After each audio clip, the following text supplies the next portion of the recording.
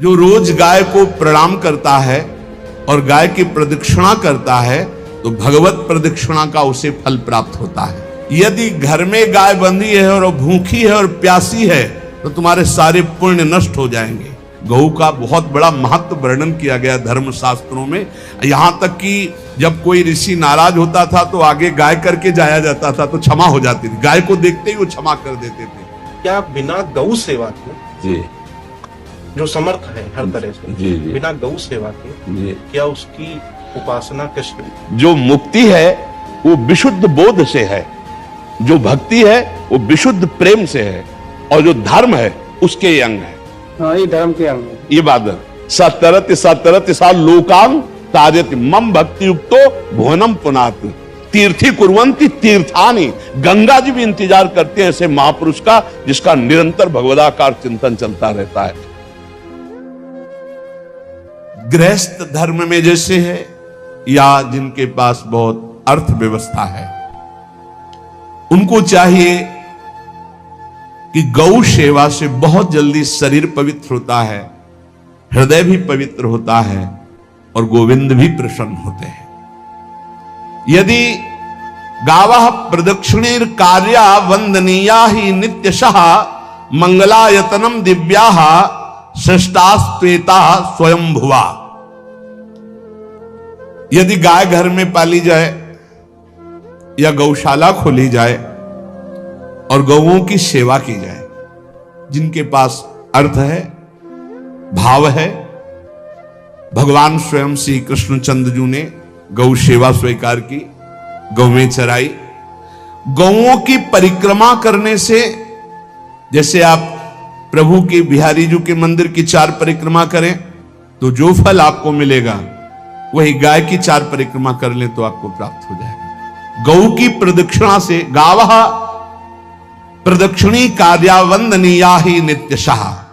जो रोज गाय को प्रणाम करता है और गाय की प्रदक्षिणा करता है तो भगवत प्रदक्षिणा का उसे फल प्राप्त होता है। जहां गौएं विराजमान होती हैं वो बड़ा पवित्र दिव्य तीर्थ स्थल माना जाता है।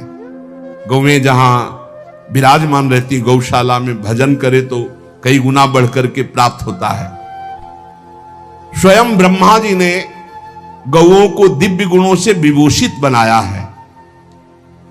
अप्यागाराणि विप्राणाम देवतायतनानि च यद गोमयेन शुद्ध्यन्तिम किम ब्रूमो हृदिकम ततः। गाय के गोबर से जहां लेपा जाता है वहां जिस देवता का आवाहन करोगे वही देवता आकर विराजमान हो जाएगा। अपवित्र भूमि में भी यदि गाय के गोबर का लेप कर दिया जाए तो परम पवित्र मानी जाती है। गाय बहुत पवित्र, जहां वो बैठती है, जहां वो मूत्र त्याग करती, गोबर त्याग करती, वो स्थान तीर्थ तुल्य पवित्र माना जाता है। भगवान जब गाय के पीछे पीछे चलते तो गोरज उड़कर उनके मस्तक पर विराजमान होती, उनके मुखारबिंद पर विराजमान होती। बाल गोविंद के अनिष्टों को दूर करने के लिए गाय के पूंछ को उनके ऊपर से झाड़ा देती थी मैया। जब गुरु मंत्र वैदिक सिद्धांत से दिया गया था पहली बार तो पंचगव्य पिलाया गया था। गोमूत्रम गोमयम क्षीरम दधि सर्पिस्तथैव च गवाम पंच पवित्राणि पुनंत सकलम जगत।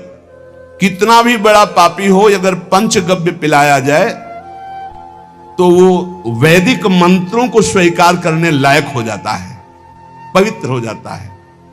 पंचगव्य में 5 चीजें गाय की होती हैं। गाय का मूत्र, गाय का गोबर, गाय का दूध, गाय का दही और गाय का घी, ये 5 मिलाकर पंचगव्य पिलाया गया था।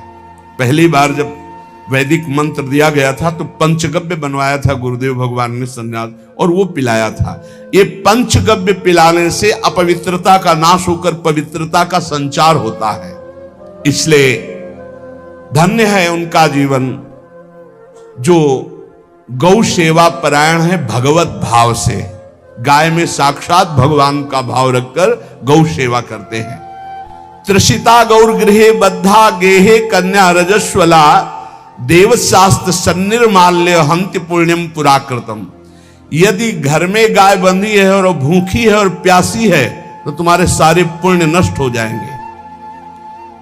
अगर घर में रजस्वला कन्या बहुत काल तक है और उसका विवाह आप नहीं कर रहे हैं तो आपके सारे सुकृत नष्ट हो जाएंगे। यदि घर में ठाकुर जी विराजमान हो, कर का पहनाया हुआ माला सुबह तुमने देख लिया तो तुम्हारे सारे पुण्य नष्ट हो जाएंगे, क्योंकि शयन कराते समय तुमने उतारा नहीं, अर्थात तुम सेवा में प्रमाद करते हो। तो देवताश्च चंद्रमाल्य हंति पुण्यम पुराकृतम, जैसे सुबह श्रृंगार किया तो रात्रि के शयन के समय वो हटा लेने चाहिए माले। जब हम शयन कराते हैं तो भले पुष्प शैया पे शयन कराएं पर माला नहीं धारण करें। श्रृंगार का माला अगर दूसरे दिन दर्शन किए क्यों पहने ठाकुर जी, तो तुम्हारे सुकृत नष्ट हो जाएंगे। गाय बंदी हो घर में, वो प्यासी है और भूखी है, तुम्हारे सुकृत नष्ट हो जाएंगे। त्रिषिता गौर गृहे बद्धा, क्योंकि तुम्हारे पास है, सेवा करना चाहिए। यो वै गाम प्रतिसिद्धेन तो चरंतिम च स्वतरणम नरहा तस्य पूर्वे च पितरः कंपन्ते पतनोन्मुखा। यदि गाय हरी हरी घास चर रही कहीं और तुमने डंडा ऊपर प्रहार किया, लाठी मारी, तो तुम्हारे पितर खोपड़ी के बल नरक जाने के लिए तैयार हो गए। ये लिखा है चरंतिम स्वम तृणम नरः तो तस्य पूर्वे च पितरः कंपन्ते पतनोन्मुखा। इसीलिए क्या भारत से कहीं किसी की तुलना हो सकती है, जहां गौ को माता की पदवी दी गई, जहां गौ को हम आराध्य देव के रूप में मानते हैं, आराधना करते हैं। गौ रक्षा, गौ सेवा, ये बहुत बड़ा इसमें छुपा हुआ है। स्वयं भगवान अवतरित होकर गौ रक्षा, जब गाय के रूप में पृथ्वी रमाती तो भगवान का अवतार हुआ है। बड़ा विचित्र समय आता चला जा रहा है कि अब आधुनिक यंत्रों की ऐसी सेवाएं हो गई बड़ी बड़ी कि अब ना बैल की जरूरत है, और ऐसे दूध की महंगाई बन गई कि अब देसी गाय 2 लीटर 3 लीटर 4 लीटर, और ऐसी ऐसी कि 20-20 25-25 लीटर दे, तो कौन देसी गाय को। गौओं का सेवा का भावना शास्त्र आज्ञा करता है कि जो प्रतिदिन अग्रग्रासे परोभावा कर्तव्यो भक्ति तोन्वहम अकृत्वा स्वयं आहारम कुर्वम नापनोति दुर्गतिम। जे ही तुम्हारे गृहस्थ में घरों में पहले होता था, अब तो भगवान जाने, जे ही पहली रोटी तवा में गई तो वो निकाल करके पक्की रखी जाती थी गौ ग्रास के लिए, पहला रसोई में। तो इसमें लिखा प्रतिदिन स्वभोजनम, पहले स्वयं भोजन न करके गाय के लिए ग्रास निकालना चाहिए। तो जिनके पास अर्थव्यवस्था जो गृहस्थ धर्म में है या जिनके पास अर्थ है, कुछ रोज 1 रुपया निकालो। हम कह रहे रोज निकालो तो महीने में 30 रुपया होते, 30 रुपया में एक गाय को हरी घास तो एक टाइम पवा ही सकते हो ना, बहुत नहीं है तो 1-1 रुपया निकाल के अगर एक गाय को चारा दोगे तो एक बार का भोजन तो हो ही सकता है। 30 रुपया में हरी घास जाकर के उसकी दावा एक बार तो पवा दोगे ना। अग्रग्रासे परोभावा कर्तव्य भक्ति तोन्वहम, भक्ति पूर्वक गाय को 1 ग्रास भोजन में 1 रोटी तो निकालना चाहिए गाय के लिए, ऐसा शास्त्र आज्ञा कहता है। जो ऐसा करता है तो अकृत्वा स्वयमाहारम कुर्वन् नाप्नोति दुर्गतिम, अपने आहार से 1 रोटी निकालकर गाय को देता है और स्वयं 3 रोटी भले पाले, 1 रोटी गाय को दे दी, तो बोले उसकी दुर्गति नहीं होगी, अर्थात उसके अंदर भाव बढ़ता चला जाएगा वो भगवान की भक्ति में। और तेनाग्नयो हुता सम्यक पितरश्चापि तर्पिताः देवास्त पूजितास्तेन यो ददाति गवान्हिकम। जो प्रतिदिन गौग्रास निकालता है, अर्पित करता है, तो उसको अग्निहोत्र करने का फल मिलता है, उसके पितरों को तृप्ति मिलती है और समस्त देवताओं के पूजन का फल मिल जाता है जो गौग्रास निकालता है। यो वै ताड्यते यष्ट्याधेनुम मर्त्यो विमूढ़धि, जो मूर्ख मनुष्य, जैसे अब गाय दूध नहीं दे रही, मार डंडे डंडे मार रहे हैं, इंजेक्शन लगा रहे हैं, ऐसे वैसे कर रहे हैं, उसको ताड़ना दे रहे हैं, तो बोले जो मूढ़ बुद्धि मूर्ख मनुष्य, यो वै ताड्यते यष्ट्याधेनुम मर्त्यो विमूढ़धि, वो गाय को लाठी से मारता है, डंडे से मारता है, हाथों से मारता है, तो धर्मराजस्य नगरेशा याति करवर्जिता। धर्मराज जी पहले अपने नरक में ले जा करके उसके कहते थोड़े थोड़े तिल तिल करके पहले इसके हाथ काटो, मरना है नहीं वहां। अब आराम आराम से थोड़े थोड़े पहले हाथ वर्जिता, इन्हीं हाथों से गाय को मारा था ना, तो ऐसे थोड़ा थोड़ा काटा जाता है उसके हाथ। कर वर्जिता, उसके दोनों हाथ काट करके थोड़े थोड़े।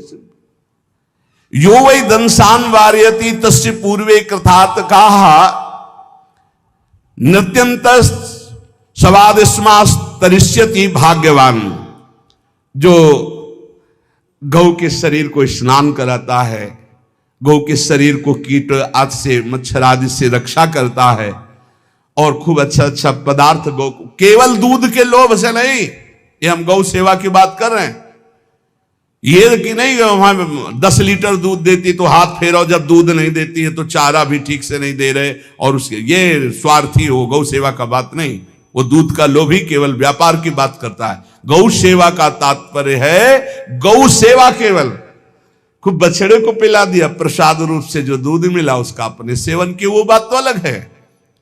अब बछड़े को तो जरा सा केवल पिन्हाने के लिए कर दिया, और खूब सारा दूध लीटर में नाप करके जा रहा है, और उस समय तक तो खवाओ पियाओगे ही खूब अच्छे से। इसके बाद जब दूध देना बंद किया तो उसका आदर सत्कार खत्म, खोल के बाहर ऐसे वो प्लास्टिक खाते घूम रही है, तो ये गौ सेवा नहीं मानी जाएगी, वो स्वार्थ पूर्ति मानी जाएगी। जो सदैव गौ सेवा करता है, उसके डांस मच्छर हटाता है, स्नान कराता है, पीठ में हाथ फेरता है, उसके पूर्वज जो पितर होते हैं वो नाच पड़ते हैं, उनका मंगल होना शुरू हो जाता है कि हमारे वंश में गौ सेवक पैदा हुआ, बड़ा भाग्यवान है, और वो गौ के द्वारा हमें तार देगा, ऐसा भाव। गौ सेवा हमारे सनातन धर्म में बहुत बड़ा स्थान गौ सेवा का है। पर एक बात ध्यान रखें, इन सब सेवा का फल है भगवान के चिंतन में निरंतर वृत्ति डूब जाए। हमारी एक एक वृत्ति, एक एक क्षण भगवान के चिंतन में डूब जाए। अगर नहीं तो हम आपको उत्तर दे रहे हैं, क्या महाराज नृग जैसा कोई गौ सेवक हुआ है दानी? भागवत में पढ़ लेना, करोड़ करोड़ गायों को, करोड़ों गौशालाएं थी, एक दो नहीं। इसलिए कह रहे हैं करोड़ों शब्द कि आप उसको कोई ज्यादा ना समझें। पृथ्वी के कोई भूमि के कण गिन सकता है, बारिश की बूंदे गिन सकता है, लेकिन महाराज नृग की गौएं जितनी दान की गई वो गिनी नहीं जा सकती थी, ऐसा वर्णन आता है। अरबों अर्बुद गौओं की सब स्वर्ण से अभिषिक्त करके ब्राह्मणों को दान करना।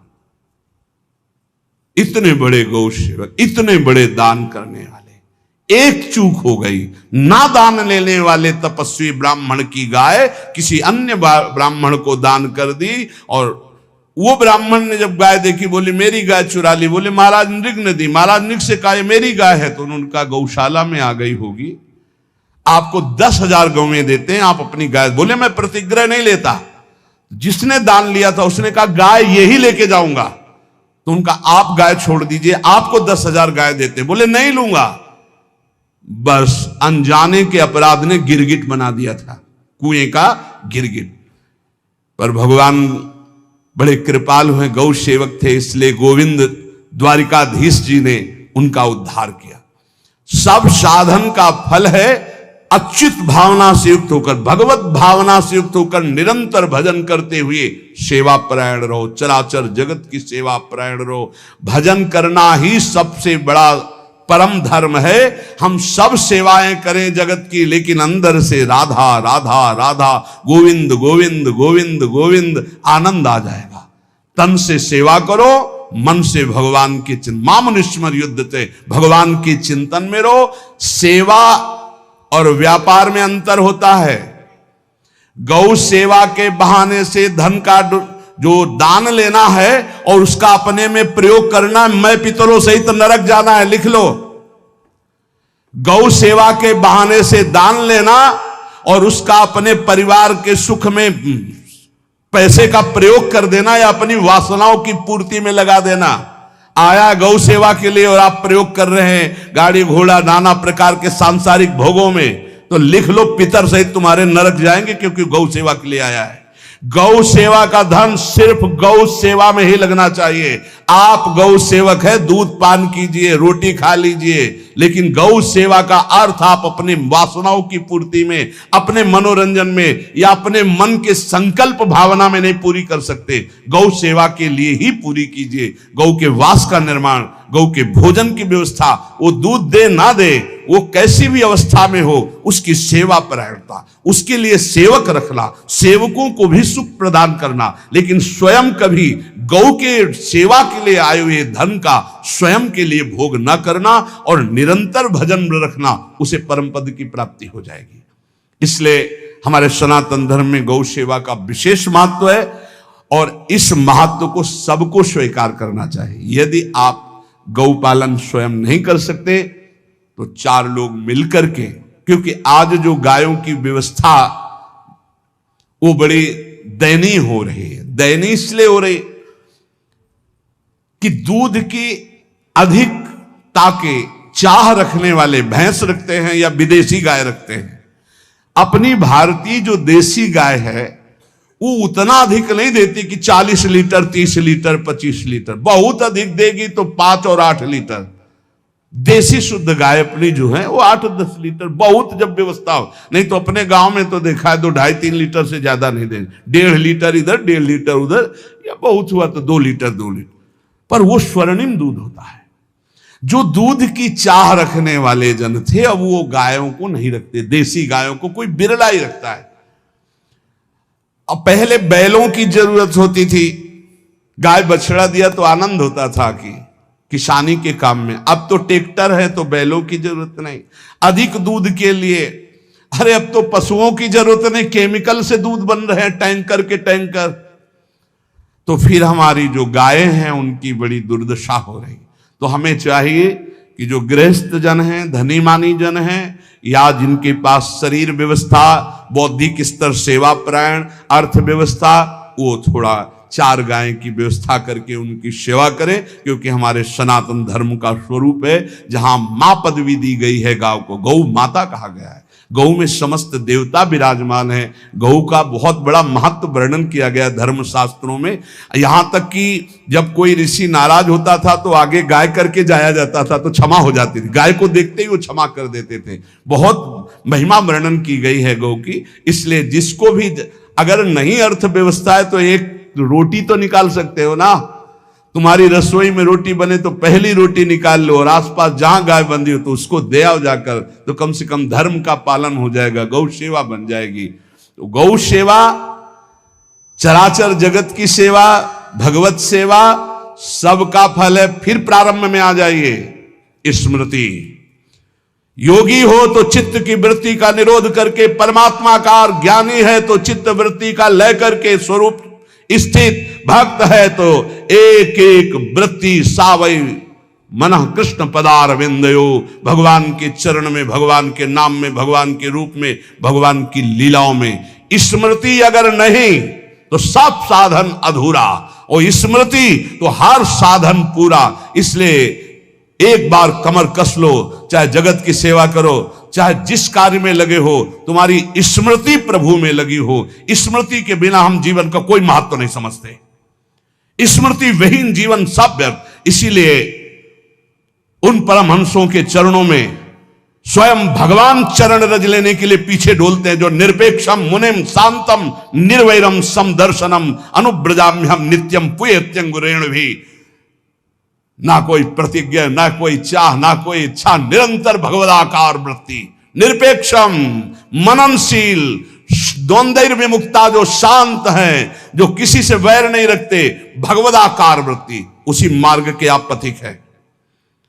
सर्वतो भावेन अपने मन को समेट लो धर्म और कर्म दोनों से, और साब त्यज लोक धर्मान, और परम धर्म का सेवन करते हुए समस्त चराचर जगत को भगवत स्वरूप निरखते हुए इसी जन्म में परम पद को प्राप्त हो जाओ। सत्संग का सार हमारा शरीर है, इससे सेवाएं बने।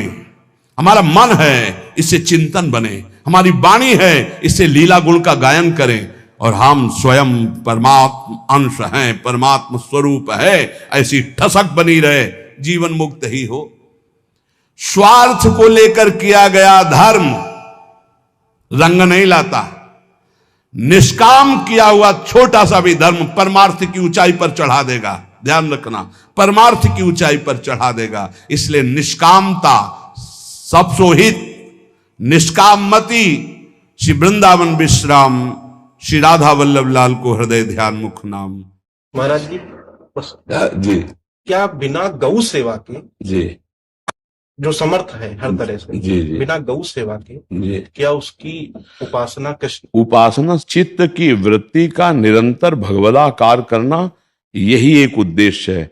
अब हमारे पास जैसे शरीर स्वस्थ है, समय है, तो साधु सेवा, गौ सेवा, समाज सेवा, पशु पक्षी की सेवा। देखो एक चीज तो ध्यान देना पड़ेगा, विद्या विनय संपन्ने ब्राह्मणे गवि हस्तनी स्वनी चविसुपाके चा पंडिता समदर्शना। थोड़ा इस पर चिंतन करना। आप किसी एक विषय को लेकर पूरे परमार्थ को चुनौती दे देना अनुचित होगा। जैसे नहीं कि अगर गौ सेवा नहीं तो भगवत प्राप्ति नहीं या मुक्ति नहीं, तो ये ऐसा फिर एक परमार्थ को चुनौती हो गई। परमार्थ का स्वरूप है अनन्य चेता सततम यो माम स्मरति नित्य सा तस्याहम सुलभा पार्थ। ये बात ध्यान देना। हमारी बात समझनी है कि अब हमारे शरीर में स्वस्थ है, हमारे पास अर्थ है, अब हम अपने धर्म की जो अंग हैं हम उनका पोषण करते हैं। जैसे मंदिर बना देना, भगवान की श्री विग्रह की अर्चा विग्रह की सेवा की व्यवस्था कर देना, हाँ, और बहुत सी औषधियां की व्यवस्था करके रोगियों को औषधि देना, गाय की सेवा करना, अन्य पशु पक्षियों की सेवा करना, ये सब भगवत सेवा का अंग है। लेकिन इसके बिना भगवत प्राप्ति होगी ऐसा नहीं है। भगवत चिंतन के बिना भगवत प्राप्ति नहीं होगी। अगर आप बहुत ध्यान से समझना, अगर हमारा उद्देश्य गाय में गोविंद है और ये चिंतन करके गौ सेवा करें तो भगवान की प्राप्ति हो जाएगी। आप हमारी बात को बहुत आंतरिक वृत्ति से लेना। हमको गौ सेवा, हम भी वही हैं, हम कोई अन्य नहीं है। वो उसी का दुग्ध पाल करके हम भी पुष्ट हैं। और वो शास्त्रों का ऐसा नहीं कि गौ सेवा या गौ की तरफ हमें ज्ञान, पर देखो इतने लोग बैठे हैं, आप सो के उठते हो तो आपका पहला चिंतन क्या होता है? क्या मंत्र होता है? भगवान का नाम प्रियालाल आते हैं आपके चिंतन में? क्या आता है चिंतन? पहला चिंतन, अगर पहला चिंतन प्रभु है तो शरणागति पुष्ट हो। सो के उठे, चल क्या रहा है? अगर प्रभु नहीं तो अभी शरणागति नहीं। पहला लक्षण। हमें लगता है कि आप लोग अनमोकीय होंगे, आप लोग शरणागत हैं कि आप जब सो के उठे तो आपका मंत्र चल रहा है, नाम चल रहा है, चतुरासी जी का कोई पद चल रहा है, या फिर ये चिंतन चल रहा है राधा राधा राधा, चलो जल्दी स्नान करके फिर सत्संग में चलना है। फिर ये भागवतिक चिंतन, हमें लगता है कि ये दूसरी कोटि का चिंतन होगा, चलो स्नान करते हैं फिर। ऐसा पहला चिंतन होगा श्री जी का। ऐसा होता है?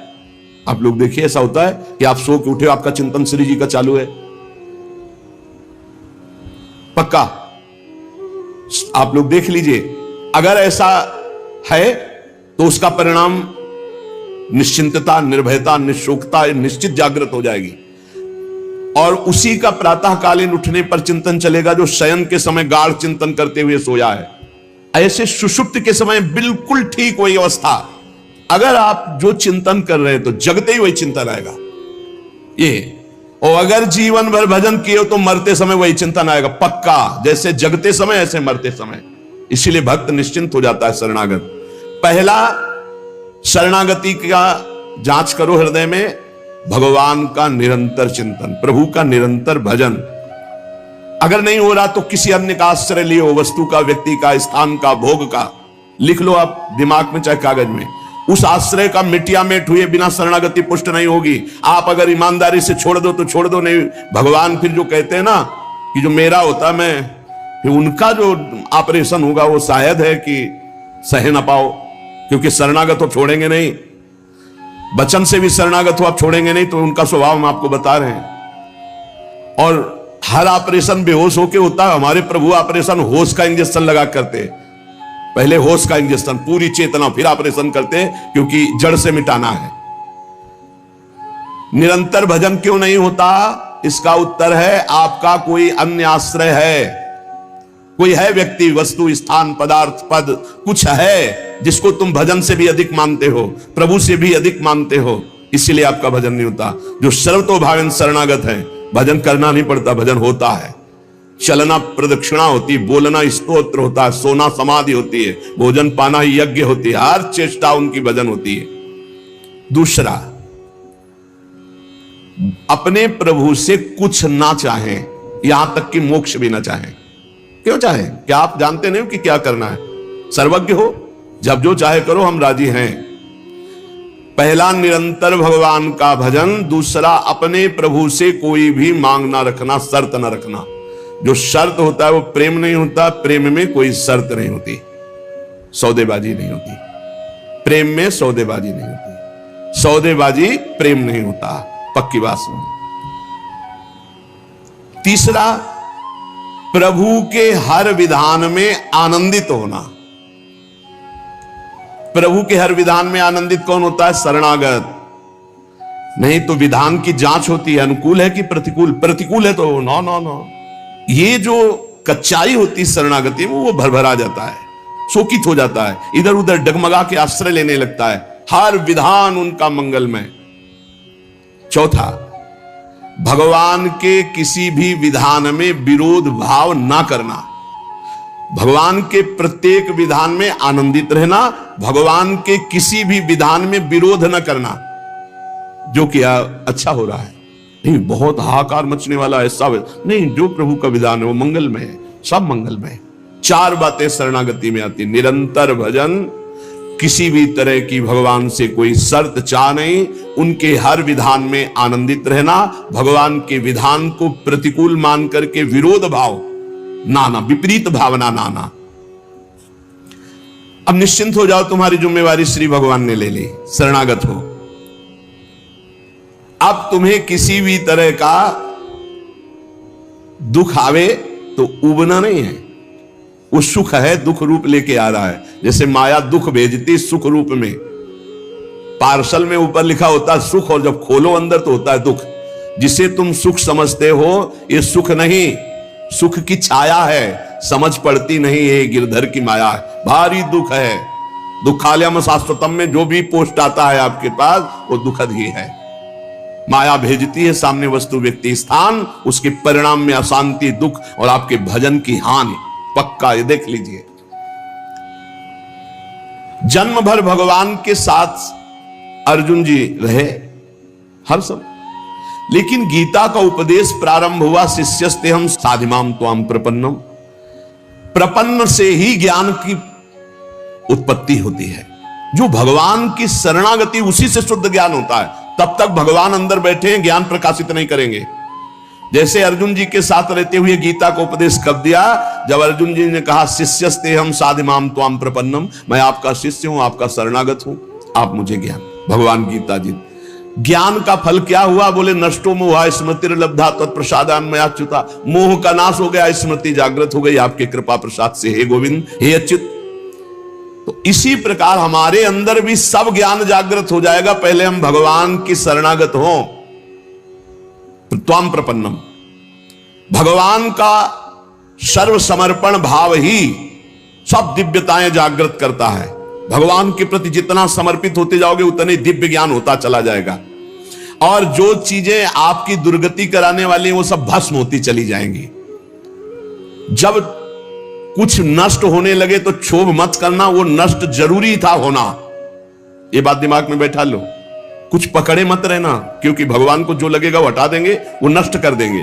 जो वस्तु भगवान नष्ट करे तो जान लो परम मंगल विधान, ये वस्तु हमें भगवत प्राप्ति में बाधा पहुंचा देती, इसलिए भगवान ने उसे नष्ट कर दिया। भगवान को समर्पित वस्तु के नष्ट होने में तुम्हें क्यों जलन हुई? क्योंकि तुमने तो भगवान को अपना सर्वस्व मानकर समर्पित कर दिया। अब तुम्हारे पास अपना कहलाने के लिए सिर्फ भगवान है, और भगवान की सब वस्तु जब जो चाहे हटा ले, जब जो चाहे रख ले। जरा इस पर विचार करो। आप राजी हो शरणागत? आपके पास अपना कहने वाला शब्द केवल भगवान के लिए है, और जो भी कुछ आपके पास है वो सब भगवान का है। वो चाहे अभी बुला ले, चाहे वर्षों रखे, चाहे अभी नष्ट कर ले, चाहे और बढ़ा दे। क्या राजी हो इस बात में, शरणागति पर? अंदर से देख लो, तुमने तो दे दिया भगवान को, और तुम्हारा था कब, और वो था कौन, तुम्हें पता है? नहीं पता। इसी अज्ञान का नाश करने के लिए पहले ये बात स्वीकार करो, अपना कहने के लिए हमारे पास अब एक बात रह गई है, प्रभु। हमारे पास जो कुछ है, शरीर, मन, प्राण, आत्मा, परिवार, धन, संपत्ति, सब प्रभु को दे दिया। सुहम तभी वास्तिता। अब जब प्रभु को दे दिया तो जब मन आवे तब ले ले। जैसे हम अपने घर की कोई वस्तु किसी को दे दिया, वो कह रहा है रखे रहो, हम ले लेंगे। अब जब कभी वो ले ले तो ईमानदारी से हमको दुख नहीं होना चाहिए, क्योंकि हमने उसको दे दिया। अब आप देख लीजिए, तुम जो भी करते हो वो मेरे को समर्पित कर दो। एक एक बात समझ लो। यहां यत करो से कहा है, ये करो ऐसा नहीं कहा। तुमसे जो भी हो रहा है तुम भगवान को समर्पित करो। पहला काम ये, हम शरण में जा रहे हैं, सर्वधर्मान परित्यज्य। हम भगवान की शरण की तरफ यात्रा कर रहे हैं। यत करोषि, ये तो सर्वाणि कर्माणि मयि सन्न्यस्य मत्पराः, मेरे परायण होकर सारे कर्म मेरे को समर्पित कर। क्या जाता है, तुम जो कर रहे हो, ऑफिस जा रहे हो, नौकरी कर रहे हो, किसानी कर रहे हो, व्यापार कर रहे हो, 8-10 घंटे जो कर रहे हो उसमें बीच बीच में भगवत स्मरण करो और पूरे 8 घंटे भगवान को समर्पित कर दो। कितना बढ़िया साधना बन रही। और जब भगवान को समर्पित करने की बात रहेगी तो स्मृति रहेगी भगवान की। यत करोषि, तुम सारे के सारे कार्य मेरे को समर्पित कर दो। यत माने जो कर रहे हो। तो क्या उसमें पापाचरण भी होता है क्या? तो क्या भगवान के लक्ष्य रखने वाले उपासक में पाप वासना वाली बातें रहती क्या? इसका मतलब सत्संग सुना नहीं, इसका मतलब सतमार्ग में भी तुम्हारा प्रवेश नहीं हुआ। नहीं तो ये प्रश्न ही नहीं उठता कि भगवत मार्ग में चलने वाले का कदम कुमार्ग में चला जाएगा। भूल न देहि कुमार्ग पाऊं। छोटी मोटी अगर कभी कोई त्रुटि गलती हुई तो पश्चाताप की अग्नि में भस्म हो जाता है। वो भगवान को समर्पित गंदे आचरण नहीं करता, वो प्रार्थना करता है, प्रभु ये त्रुटि हो गई हमसे, हे नाथ इसको संभाल दो, मेरे बस की बात नहीं। वो भी इस तरह से प्रार्थना पूर्वक समर्पित है। यत करोषि और यदर्शनासि, जो भी तुम्हारी जिह्वा में, रसेंद्री में जाए, पानी जाए, भोजन जाए, बिना भगवान को अर्पित किए नहीं जाना चाहिए। अभी शरणागति पुष्ट हो जाएगी। जो भी कार्य करो भगवत समर्पित करो। एक स्थिति आती है जहां भगवत समर्पित करना नहीं पड़ता, स्वयं होता रहता है। वो होता है तन, मन, वाणी और अहम, इनका समर्पण जिनका हो चुका है पूर्ण रूप से। अब उनका यह नहीं होता कृष्णार्पणमस्तु, ये तो प्रारंभिक। पर ये जब तक स्थिति नहीं है तब तक प्रारंभिक दशा में ही हो। हर समय भगवदाकार स्थिति, कौन किसको समर्पण करे, ये स्थिति जब तक नहीं तब तक सिद्ध बनने की कोशिश न करे। आचरण जैसा आज्ञा हो रही शास्त्र की वैसे चले तो स्थिति आ जाएगी। यदश्नाशि, बिना भगवान को अर्पित किए कुछ नहीं खाना। भगवान आदेश करें जो पा रहे हो वो मेरे को अर्पित करो पहले। यदि शुद्ध शरणागति प्राप्त करना है तो जो कर्म कर रहे हो पहले, ये तो सर्वाणि कर्माणि भगवान कह रहे हैं, यत करोषि, जो कर रहे हो मेरे को अर्पित करो। जो खा रहे हो वो मेरे को अर्पित करो। कुछ भी ऐसा खाओ मती जो भगवान को अर्पित नहीं कर सकते, ऐसा करो मती जो भगवान को अर्पित नहीं कर सकते।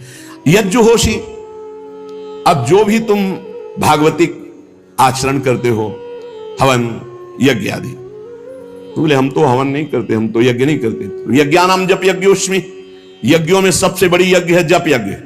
तो आप जो ये जप यज्ञ कर रहे हैं ये भगवान को अर्पित करो। भगवान कह रहे हैं ददाशी, जो तुम दान देते हो, दूसरों की सेवा करते हो, उसके भोक्ता मत बनो, कर्ता मत बनो। कर्ता कैसे नहीं बनोगे?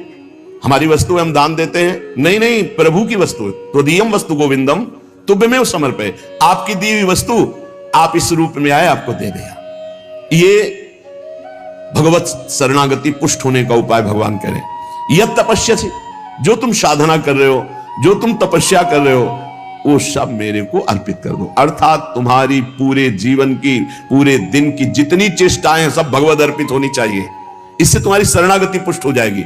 यत करोषि यदस्नासि यज्जुहोषि ददासि यत तपस्यसि कौन्तेय तत्कुरुष्व मदर्पणम, मेरे को अर्पित कर दो। अब ध्यान रखना, अब अपनी कमी की चिंता नहीं करनी। क्योंकि हमने भगवान को सब कुछ अर्पित कर, और कमी रहेगी नहीं। कमी रहती है अहंकार के कारण, भगवत विमुक्ता के कारण। फिर भी आपको संतुष्ट करने के लिए कह रहे हैं कि जैसे हम अपना मकान किसी को दे देते हैं, तो मकान में जाले लगे हैं या टूटा है या कुछ भी बिगड़ा है, अब ये सारी जिम्मेवारी जिसने मकान खरीद लिया ले लिया उसकी होती है। वो मरम्मत करवाएगा, वो सफाई करवाएगा। ऐसे ही हम अपने तन को, अपने मन को, अपने प्राणों को, अपने जीवन को जीवननाथ प्रिया प्रीतम के चरणों में समर्पित कर दिया। अब हमको बेपरवाह रहना है इस विषय से। अब हमारा क्या होगा हमको ये चिंता नहीं करनी। अगर चिंता है तो शरणागति नहीं हुई। अगर ये चिंता है कि मेरा क्या होगा तो शरणागति नहीं हुई। सोचो, संसार में कोई तुम्हें प्यार नहीं करता, मान लो बात। जो प्रिया जो प्यार करके अपने महल में रखे, सुविधाओं के द्वारा तुम्हारा भरण पोषण कर रहे, तुम उनके प्रति रोना नहीं आता? उनके प्रति तुम्हें ये गुस्सा आता है कि ये प्रतिकूलता क्यों दे दी, हमारी ये अनुकूलता की बात थी, अनुकूलता क्यों नहीं दी? अरे जिनसे तुम अनुकूलता की आशा करते थे वो तो तुम्हें देखना नहीं चाहते। अंतर की बात तुम्हें बता रहे। और जिनको तुम कभी माने नहीं, जिनके लिए कभी कुछ किया नहीं, वो तुम्हें अहेतुकी प्यार से लबालब डुबो रहे, फिर भी तुम्हारे अंदर गुस्सा आता है प्रभु के प्रति। तुम हो कौन?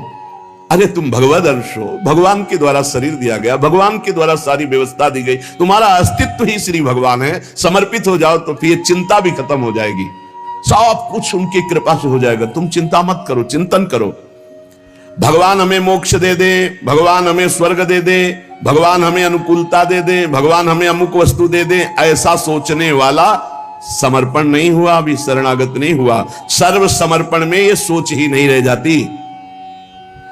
जब तक अहंकार है तब तक समर्पण का नाटक है, समर्पण नहीं। अहंकार है वहां सर्व समर्पण नहीं है। इसीलिए ये सब प्रश्न और सब चिंताएं, शोक, इनकी गुंजाइश नहीं। शरणागत के पास कोई भी किसी भी तरह की चिंता और संशय वृत्ति नहीं रहती। सर्व समर्पण हो जाने पर अब जिम्मेवारी भगवान की है, हमारी नहीं। हमारा केवल कर्तव्य भगवान का आदेश पालन करना। वो आदेश करें अनन्यस चिंतयन्तो माम, केवल मेरा अनन्य चिंतन करो, माम अनन्यस चिंतन। जिस प्रकार पतिव्रता पत्नी पर पति का पूर्ण अधिकार होता है, उसी प्रकार पत्नी का पति के संपूर्ण वैभव पर भी अधिकार और गोत्र पर भी अधिकार। वही नाम, वही गोत्र, वही संपत्ति। जिसके जीवन में भगवान के प्रति समर्पण आ गया तो उसकी ठसक हो जाती। तुम किस गोत्र के हो? बोले अच्युत गोत्र, श्री हरिवंश सुगोत कुल। जो अपनी महिमा से कभी च्युत नहीं होते, उन हम भगवान के हैं। अब हमारा गोत्र, हमारी जाति, हमारा कुल भगवान है। और यही सिद्धांत परम सत्य है। एक माई आके बहुत रोई और कही जिंदगी हो गई, नौ दुर्गा पूरी रहती थी, रोज शंकर जी को जल चढ़ाती और रोती जा रही थी। और मतलब हो सकता है 65 वर्ष की, हमारे पति को ले लिया, हमारी पूरी श्रद्धा नष्ट हो गई, जीवन भर व्रत। शरणागति को समझो भाई, बहुत आनंद आ जाएगा आपके पास। अगर आप भगवत मार्ग में चल रहे हैं, शरणागत हैं, तो आपके पास अपना कहने के लिए अब कुछ नहीं बचा। वो केवल श्री भगवान है। मेरे तो गिरधर गोपाल, दूसरों न कोई। अब दूसरी जो कुछ भी है वस्तु, व्यक्ति, स्थान, वो गोविंद का है। जब चाहे गोविंद ले ले, जब चाहे बढ़ा दे, जब चाहे घटा दे, जब चाहे नष्ट कर दे। तुम्हें दुख नहीं होना चाहिए। अगर दुख होता है तो अभी शरणागत नहीं हो। कितनी ऊंची स्थिति शरणागत की है। अब जो जीवन में प्रभु का शरणागत है, उसका पहला लक्षण कि निरंतर स्मरण करता है, तो अंत काल में भगवान का स्मरण होगा। अभी आपको बताया, जो रात्रि में सोते समय स्मरण करता है, उसका परिणाम जागते समय वही स्मरण। जो जीवन भर स्मरण करता है तो अंतिम समय भगवत स्मरण होता है। और भगवान का वचन है, अंत काले च मामेव स्मरन् मुक्त्वा कलेवरम यह प्रयाति समद्भावम याति नास्त्यत्र संशयः। जो जीवन भर भजन करता है उसका अंतिम समय भजन भगवान करवाते हैं, क्योंकि बड़ी दुखद स्थिति होती है। उस समय जब भगवत स्मरण करते हुए शरीर त्यागता है तो सीधे भगवान को प्राप्त हो जाता है। आपको कल चर्चा के प्रारंभ में बताया था, गीता वाटिका में अग्निकांड हुआ था। बड़ा भयावना था, इतना भयावना था कि सब अर्धरात्रि में सो रहे और 20 फूस की झोपड़ी बनी हुई थी। अखंड नाम कीर्तन 24 घंटे वाला, सालों लगभग सब साधक मौनी थे जो उन कुटियाओं में सो रहे थे, 2-2, 4-4, अल्पाहार, मौन, कोई बिल्कुल फलाहार, सब दिव्य साधना में लगे। और जब आग लगी थी, वस्त्र, ठाकुर जी, पाठ के ग्रंथ, चित्रपट सब जल गए थे, क्योंकि सब उपासक ही थे। जब भाई जी हाहाकार सुनाई दिया तो भी निकले, तो उनका जो भोग के लिए घी है वो लाओ, बूरा है वो लाओ, और जो जाज्वल्यमान अग्नि डलवा, भगवान पधारे। चित्रपट, सिंहासन में विराजमान विग्रह है, क्योंकि छोटे छोटे विग्रह साधकों के पास, ग्रंथ पाठ के सब भाग। फिर भाई जी ने कहा मेरे भगवान इस रूप में आए। फिर साधकों को समझाया कि आपके अंदर बैठे हुए भगवान को अग्नि नहीं जला सकते, बाहर की लीला में खंडन मंडन होगा। आपने जो अंदर नाम चला रखा है, इस उपासना को कोई छू नहीं सकता, बाहर की उपासना में विघ्न पड़ेगा। बाहर की लीला एक अलग है, इसीलिए उपासक अंतर्मुखता पर प्रधानता रहे। अंतर्मुखता पर प्रधानता नहीं रहेगी, बोले हमारे भगवान गिर गए, कोई बहुत अनिष्ट होने वाला है, आग लग गई, कोई बहुत अनिष्ट। अरे अनिष्ट कैसे हो सकता है? मंगल भवन की शरण में अनिष्ट हो सकता है? बोले कोई विनाश लीला होगी, क्यों नहीं होगी? सृष्टि रचना लीला होती, पालन लीला होती, तो विनाश लीला होना कौन सा भयावा है भाई? 3 लीलाएं हैं, तो भयावा क्या है इसमें? विनाश होगा तो क्या विनाश होगा? अविनाशी का विनाश नहीं हो सकता, विनाशी को बचना नहीं है तो आज है, नहीं तो कल, विनाश तो होना ही है, क्या परेशानी है? जब सब में भगवान को देखने की भावना ऐसी जागृत हो जाए कि भयावह स्थिति में भी आपको भगवान दिखाई दे, तो जानो बहुत जन्मों की साधना सिद्ध हो गई। भाई जी ने बूरा और घी डलवाया, इसमें लिखा है बूरा और घी डलवाया, भगवान आए, भगवान आए। बहुनाम जन्मनाम अंते ज्ञानवान माम प्रपद्यते वासुदेवा सर्वमिति सा महात्मा स्वदुर्लभा। भगवान कहते हैं बहुत जन्मों की साधना जिनकी हो गई है और जिनका अंतिम जन्म है, उनको इस तत्व का बोध होता है कि सब में भगवान वासुदेव है, ये बोध होता है। ऐसा महात्मा बड़ा दुर्लभ है जो सब में भगवान को देखता है। मत्ता पर तरम नान्यत किंचिदस्ति धनंजय मई सर्वमिदं प्रोतम सूत्रे मणिगणाय। भगवान कहते हैं जैसे सूत की माला में सूत की मणियां, नाम जप के लिए कोई ऐसा नहीं कि आप वहां नहीं जप सकते। जैसे कुछ बच्चे स्कूल के आए थे, उन्होंने कहा अध्यात्म को और विद्यार्थी जीवन को कैसे समावेश किया जाए। तो हमने कहा जो व्यर्थ समय आप व्यतीत करते हैं उसको भजन में लगा दीजिए। 30-40 मिनट तो कुल्ला करना, शौच जाना, स्नान करना, इसमें तो लगता ही है। अगर पूरी नियमावली से करे तो 30 मिनट 40 मिनट लगता है। उस 30-40 मिनट में हम एक क्षण भी नाम नहीं भूलेंगे, क्योंकि उस समय किसी से कोई मतलब नहीं, एकांत सेवन बाथरूम में, बड़ा बढ़िया समय। तो किसी ने प्रश्न किया पावन नाम को क्या शौचालय में लिया जा सकता है? हाँ, बहुत बढ़िया एकांत स्थल है, नाम जप के लिए बहुत बढ़िया है। नाम जप के लिए निषेध नहीं, मंत्र जप के लिए निषेध है। नाम तो अपवित्र पवित्रो वा सर्वावस्थांग, अपवित्र हो या पवित्र हो, सर्वावस्थांग तो पीवा, कहीं भी आप नाम जप कर सकते हो। अब जब शौच में है तो मौन नाम जप करते हैं, कोई वहां कीर्तन थोड़ी मजीरा लेके करते हैं, अंदर ही अंदर नाम जप कर रहे हैं।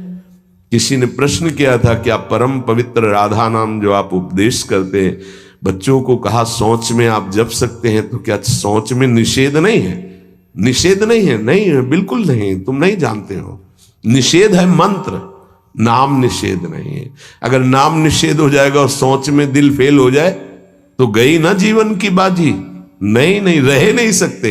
शास्त्रों में जो प्रमाण मिला तो सदैव यही मिला कि मंत्र को अपवित्र स्थिति में कभी उच्चारण नहीं करना चाहिए। पर एक हमको जब स्वाध्याय में ये पहली बार हमें मिला, तंत्र सार नामक ग्रंथ है, उसमें मिला कि यदि साधक की ऐसी परिपक्व अवस्था हो गई है कि मंत्र रुकता ही नहीं है मानसिक, तो इसमें पाया गया बहुत वर्षों से अभ्यास हो गया मंत्र का, मंत्राकार वृत्ति है, अब वो शौच में बैठा है, वो जप नहीं रहा, उसकी वृत्ति ही मंत्राकार है। मनसैवम सदाभ्यसेत, उसने मन से सदाभ्यास किया है, अब मन मंत्रमय हो गया है, शरीर से शौच हो रही, वो मन मंत्राकार है। नाम जप के लिए तो बिल्कुल खुला छूट है, कहीं भी आप जप सकते हैं। इसमें ना ध्यान दे करके देश का बंधन है, ना समय का बंधन है, ना स्थान का बंधन है, ना अवस्था का बंधन है, ना परिस्थिति का। हर अवस्था में, हर परिस्थिति में, हर देश में, हर जगह में, हर समय में आप नाम जप कर सकते हैं, कोई संशय नहीं। जो प्रभु के नाम का उच्चारण करता है तो जितने श्रोता होते हैं सबके पापों का नाश करके उनके हृदय को पावन करता है। तो उस उपासक को कितना पुण्य प्राप्त होता है, कितनी कृपा प्राप्त होती है। जब जोर से राधा नाम उच्चारण कर रहे, नाम कीर्तन कर रहे, जिन जिन के कान में जड़ चैतन्य के सबका मंगल कर रहा है, ऐसे उपासक के हृदय में प्रभु प्रकाशित हो जाते हैं। इस युग में महान साधना है नाम, नाम का जप, नाम का कीर्तन। तुम्हारे सारे स्वार्थों की पूर्ति और परमार्थ की पूर्ति इसी से हो जाएगी। नाम में बहुत बड़ी सामर्थ्य है, विश्वास करो और पकड़ लो नाम। ये जो नाम चर्चा होती है ना, ये सार बात तुम्हें सुनने को मिल रही है, इसे पकड़ लो, ऐसा मन में बैठा लो कि अगर नाम नहीं चल रहा तो आपकी बहुत बड़ी हानि हो रही है। उनकी जिह्वा बड़ी पावन हो गई है जिनकी जिह्वा में नाम चल रहा है। कोई भी, हमारे प्रभु के विविध नाम हैं, मुकुंद माधव गोविंद राम कृष्ण दामोदर हरि, जो भी जिनको प्रिय है, जो गुरुदेव ने दिया है। जैसे अपने वृंदावनवासी राधा उपासी तो राधा राधा राधा राधा राधा, किसी की नहीं सुनना, कुछ नहीं सुनना, क्या महिमा है हमको ज्यादा ध्यान नहीं देना, हमें ध्यान देना है जप में अपने आप महिमा प्रकाशित हो जाएगी। नाम का प्रभाव तब समझा जाए कि अब रंग ला रहा है जब नाम ऐसे हो जैसे हम पुकार रहे हो। राधा अंदर से निकले, आंखों से अश्रु निकले, रोमांच हो जाए, हृदय गदगद हो जाए, पूरा स्वर निकलना मुश्किल हो जाए, नाम निकलना, ये है इसका फल। उपासक का परम धन नाम है। लोक परलोक की जो भी तुम्हें भोग सामग्री चाहिए, पदवी चाहिए, सिद्धियां चाहिए, मोक्ष चाहिए, प्रेम चाहिए, सब नाम जप से मिल जाएगा। ये किसी एक महापुरुषों के नहीं, शास्त्र प्रमाणित है। इतने नाम महिमा से युक्त महापुरुष, जितने भी बड़े बड़े महापुरुष हुए हैं, चाहे जहां के हो, सब नाम से ही हुए हैं। सुलभ से सुलभ परमार्थ का सहज साधन और सर्वोपरि साधन निरपवाद रूप से समस्त महापुरुषों ने स्वीकार किया है नाम।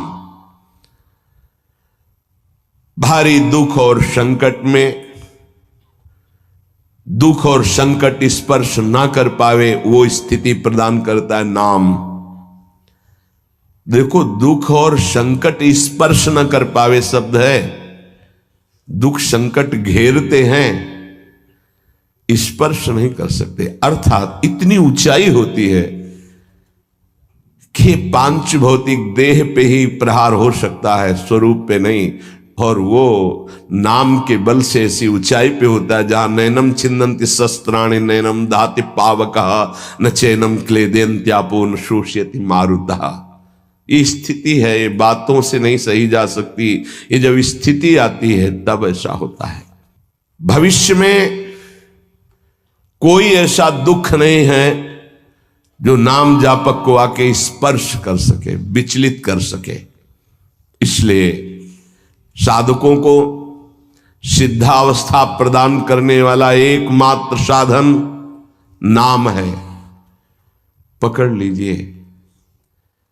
रोज चर्चा इसकी श्री जी करवा रहे हैं इसीलिए कि यही एक कलिकाल में विशुद्ध महामहिमा में और चहुं जुग चौसुरति नाम प्रभाव, चारों युगों में रहा, केवल कलयुग में ही नहीं है। चहुं युग चहुं सुरति नाम प्रभाव, कलि विशेष नहीं आनो पाओ। कलयुग में ये विशेष है, न आनो पाओ, स्पष्ट कह दिया, ना आनो पाओ। साधकों को बहुत ध्यान से सुनना है, बड़े महापुरुषों की बातें हैं। सिद्धावस्था की प्राप्ति इसी से होती, भजन से। भजन नसेनी प्रेम की। साधकों को सिद्धावस्था नाम से प्राप्त होती है। सिद्धों की सिद्धि की रक्षा नाम से होती, इसीलिए सनकादि हर समय हरिशरणम हरिशरणम। सबसे महान भाग्यशाली उपासक जो नाम को पकड़ ले। वैसे तो किसी भी रूप में नाम जप करो, पर नाम व्यर्थ नहीं जाता। पहले नाम जप करोगे तो उसका प्रभाव होगा गुरु की प्राप्ति। किसी महान योग्य नाम जापक गुरुदेव के द्वारा जब नाम प्रदान किया जाता है तो बहुत कृपा करके वो शीघ्र ही बसने लगता है मन में, हमारी बुद्धि में, हमारी जिह्वा में, हमारी कंठ में, हमारी परावाणी में। परापश्यंती मध्यमा वैखरी, चार वाणियों, चारों वाणियों में गुरु प्रताप से नाम जागृत हो जाता है। वैसे तो कैसे भी नाम जप करो मंगल होगा, नाम जप का फल होगा, गुरुदेव की प्राप्ति हो। गुरुदेव से जो नाम मिलेगा बोले बहुत ही महामहिम और शीघ्र ऊंचाई पर पहुंचाना। प्रायः हर महापुरुषों के वचनों में गुरुदेव के द्वारा नाम ग्रहण करने की बात आई है। इसलिए अध्यात्म मार्ग में गुरु, गुरुवाणी, संप्रदाय, उपासना की परंपरा, इसका बहुत बड़ा महत्व है। अधिकारी गुरु जब प्राप्त हो जाता है और नामोपदेश करता है तो उसके साथ उसकी नाम की जपी हुई शक्ति भी जाती है। जो गुरुदेव जीवन भर नाम जप कर रहे हैं वो बोले कि आप अमुक नाम जप करो, तो नाम ही केवल नहीं गया, नाम जप की शक्ति उस शिष्य के पास गई और उसकी रुचि बढ़ गई उस नाम में। नाम के साथ गुरु की शक्ति जाती है। अधिकारी गुरु केवल नामोपदेश नहीं करता, नाम के साथ शक्तिपात करता है, शक्ति प्रदान करता है। इसका फल यह होता है कि साधक अनादिकाल के पाप अनावरण, जो पाप हैं उनसे अनावरण होने लगता है, हटने लगता है। ये कृपा केवल देखो, गुरु भी नहीं बनाया और दूर से नाम स्वीकार कर लिया, राधा राधा राधा, यूट्यूब से अनावरण होने लगा। मांस छोड़ दिया, मदिरा छोड़ दिया, गंदे आचरण छोड़ दिए, आगे बढ़ने लगे। 6 महीना साल भर के बाद दर्शन हुआ परस्पर और वो कह रहे 1 साल से सब छूट गया है और ऐसे ऐसे हमारा परमार्थ का साधन। विक्षेप देने वाली, आवरण देने वाली, मल वाली वृत्तियां सब दूर होने लगती हैं गुरु प्रसाद से।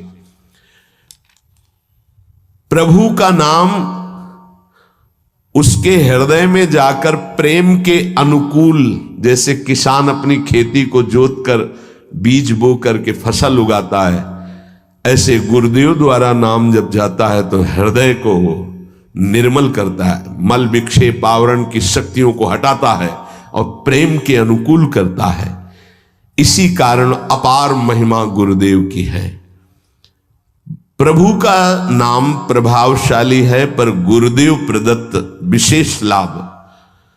गुरु के जीवन का नाम जप का प्रभाव, अनुभव, जो संपूर्ण भाव अपने गुरुदेव में रखता है।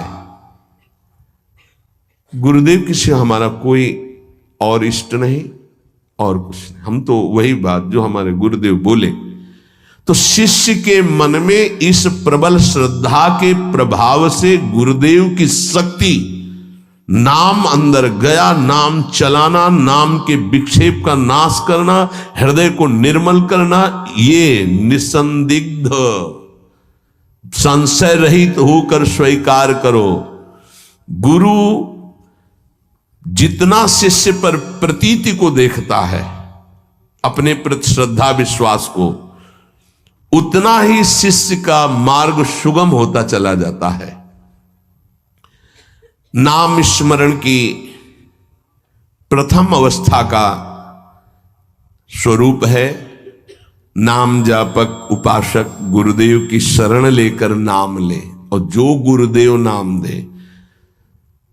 और आपको एक खास बात अंदर की, गुरुदेव प्रदत्त नाम में रुचि किसी भाग्यवान उपासक की होती नहीं, और नामों में उसको सुविधा नजर आएगी। गुरु प्रदत्त मंत्र और नाम में मन रुचि नहीं पैदा करेगा। ये बात लिख लेना, ये अंदर की बात है।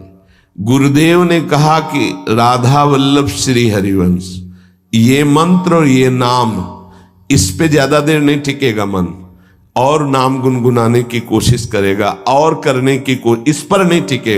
इस पर टिक गया तो मल विक्षेप आवरण का नाश होकर उसका हृदय प्रेम मार्ग की तरफ चल देगा। इसलिए जबरदस्ती जपवाना चाहिए। गुरुदेव की भक्ति अवश्य उपासक को करनी चाहिए। एक बार ये नाम हमारे हृदय में अपना अधिकार कर लिया,